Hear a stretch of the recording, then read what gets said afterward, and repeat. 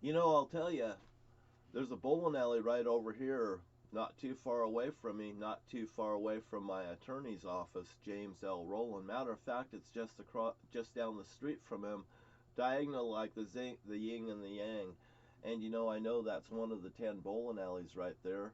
Well, at least I feel very strongly that that's one of the 10 bowling alleys right there that had some of the DB Cooper money brought into it, upgraded it with the lane package over there with those AMF 8270 bowling machines that's in there, just like the ones that's in Chehalis, just like the ones that's in Alpine Bowl, which now they call it Millhouse Smokehouse, Morton, Washington. And by the way, over there at that West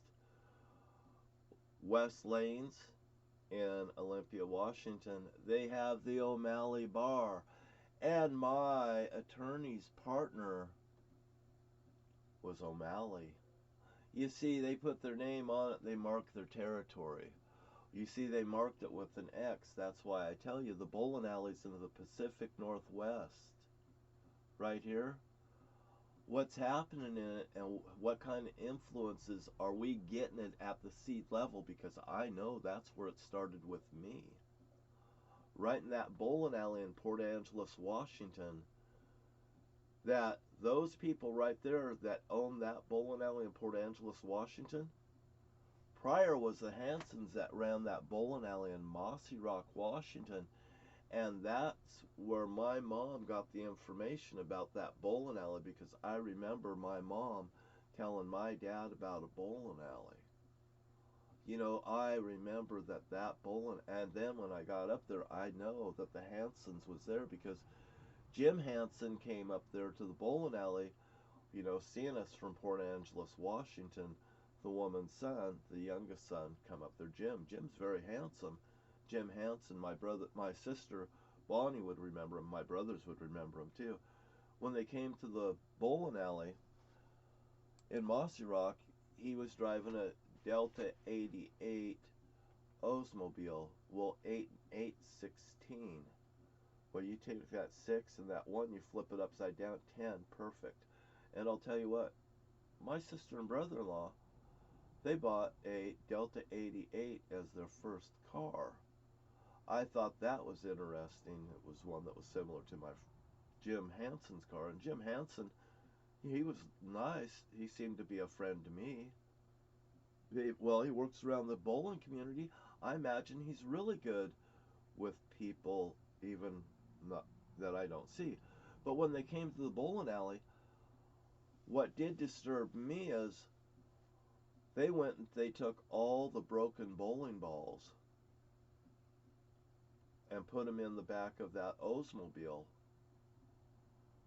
And Jerry and Jim and Jim Hanson, they went over there and they dropped them off the bridge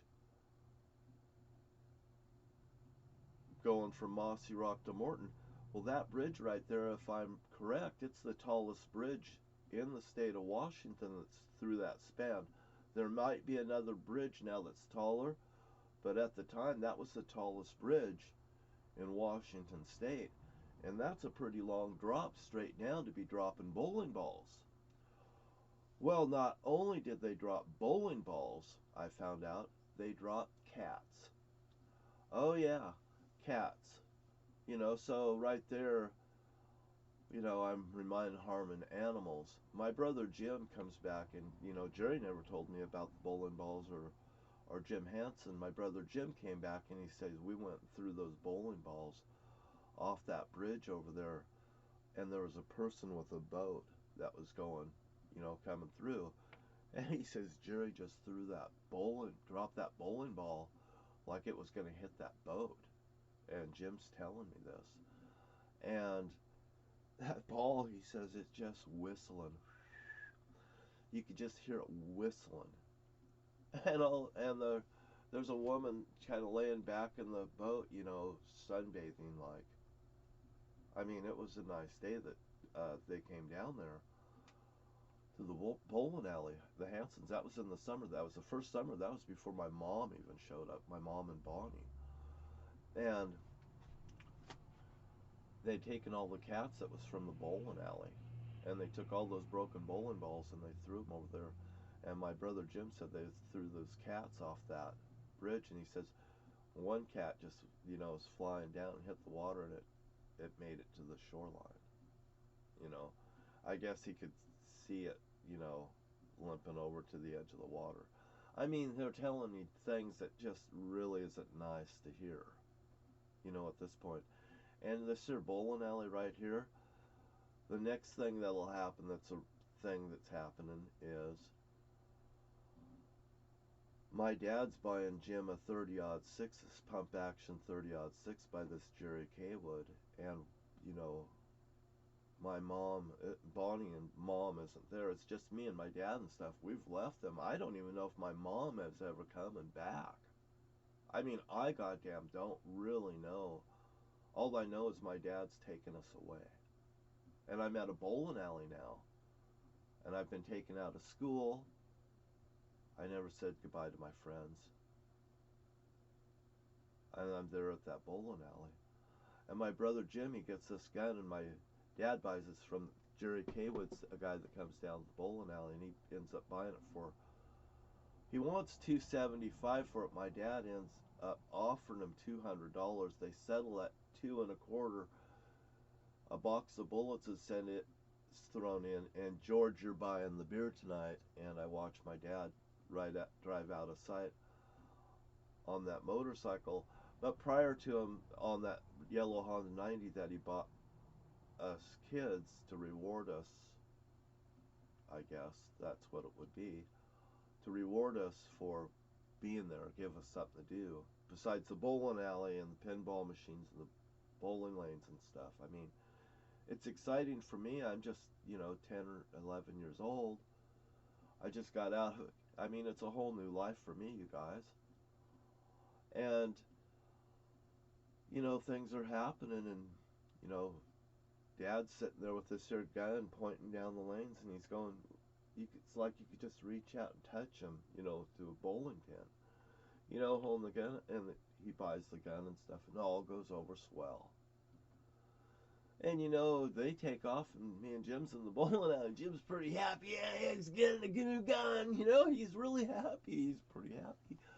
So we're in there, and we're throwing bowling balls down the lanes, and there's nobody in the bowling alley. The bowling machines aren't on. We don't even know how to turn on the bowling machines at this point. I don't.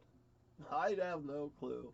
I'm not supposed to get behind the counter there. I'm not supposed to get behind that little edge that has the cash register. And that cash register is an antique cash register. It's just a beautiful cash register. I guess it came from Reno. Marty brought it down, or something. But anyway, that cash register, I guess, was worth lots of money at the end of the day when that bowling alley closed and stuff like that. My dad won the cash register. Marty Johnson took it, So they dismantled that bowling alley at the end of the day when it was all over. Well, anyway, I'm there. I'm overwhelmed with everything. We're throwing balls down the bowling alley lanes and stuff like this. I'm here with my brother Jim, and I like my brother Jim. Me and my brother Jim was running around in Port Angeles, Washington. I'd get out of the cage, and he'd take me down to Lee's Creek and Dennis Creek. And Lee's Creek, it starts with an L. I mean, my family.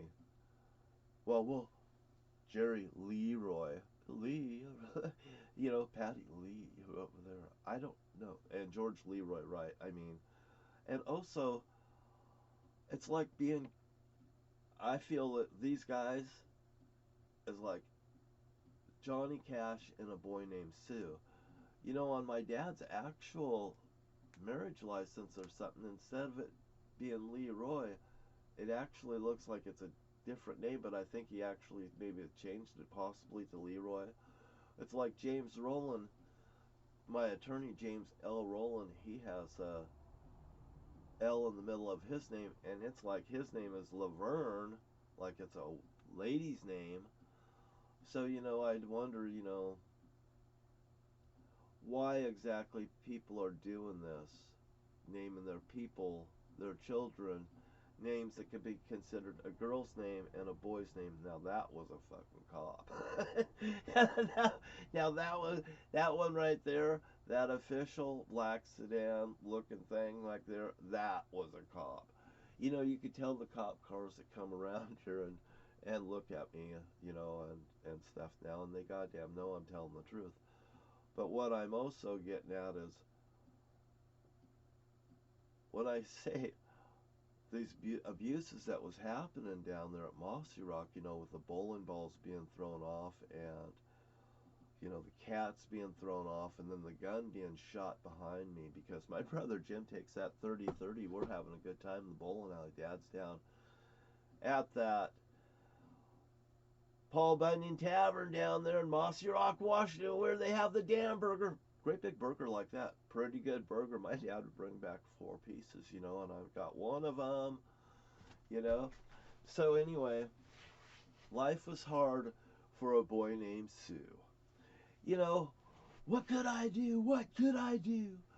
So anyway, I threw down my gun, threw down his, I called him my pa, I called him my son. We came away with a little bit different point of view. And I'll tell you, we were in there, we were bowling, and all of a sudden my brother Jim, I'm over on lane 4, and I'm bowling, you know, throwing my ball right down the middle of the lane. I already knocked the pins out of the machine. I'm like shadow bowling, you know, just rolling the ball down the lane, just making it happen, getting it, just keeping it out of the gutters, you know. I'm just a kid. And all of a sudden, I hear Jim behind me. It's like you could just reach out and touch him. You know, I hear that. I could just know he's behind me like this. Boom! It scares the shit out of me. The bowling pin flies, just blows up, laying on the lane. Get down there and get that bowling pin. I fucking just run across the approach, run down the lane, go to get that goddamn bowling pin. And I tell you, I got the fuck out of there. I got that bowling pin off that lane. I ran back across the lane. I got up that thing, and I goddamn got out of there. I don't know what I did with that fucking bowling pin. But I do remember going into the side room of the bowling alley, walking past the safe, because the safe was just inside of that next door in that little chamber.